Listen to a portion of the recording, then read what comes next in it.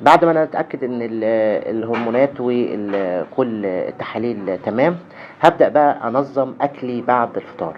هحاول ان انا استغل الثمان ساعات او 6 ساعات اللي بيبقوا فتره الافطار، ان انا ادور على المأكولات والمشروبات عاليه السعرات الحراريه.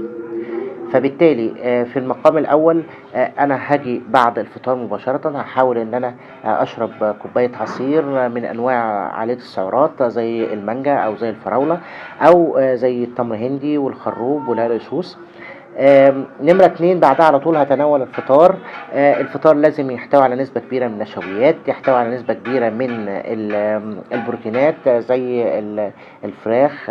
مثلًا لو هاكل فراخ يبقى ورك فرخة، لو هاكل لحمة تبقى من نوعية اللحمة اللي هي الكبد. يمكن الكبدة بتبقى سعراتها الحرارية أعلى من من اللحمة الحمرا.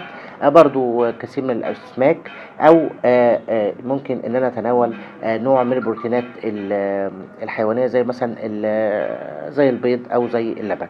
بعد كده أبدأ بقى أنظّم نفسي كل ساعتين إن أنا أتناول وجبة تانية. ممكن وجبة مثلًا تبقى 5 7 بلحات بالسمنة البلدي. ممكن إن أنا آخد مجموعة من الكيك أو البسكوت. ممكن بعد كده أعمل في آخر الليل وجبة تانية كأني بالضبط بتبقى بديلة عن في الأيام العادية عن الفطار. يمكن أنا باقول في رمضان إحنا ممكن إن إحنا في الطبيعي بناخد فطار وغدا وعشا. بالتالي يبقى إحنا ممكن نضبّط نفسنا في رمضان إن يبقوا ال3 وجبات موجودين برضه. وجبة الغدا بديلها وجبة الفطار اللي هي بعد المغرب، وفي وجبة الفطار تبقى هي الوجبة اللي هي في آخر الليل، ووجبة العشا كأنها هي وجبة السحور. وبين الوجبات ديّة أحاول إن أنا أتناول بعض الحاجات اللي عليها السعرات الحرارية زي المسليات زي البندق واللوز وعين الجمل الكاجو. ممكن إن أنا أتناول حلويات دي طبعًا بتبقى فيها عالية من السعرات الحرارية. ممكن المياه الغازية ولو إني أنا ما بافضّلهاش عشان مضرة أكتر ما هي مفيدة. ممكن برضه إن أنا أستخدم بعض العصاير. كل ده بيساعد معايا إن أنا أزيد في الوزن.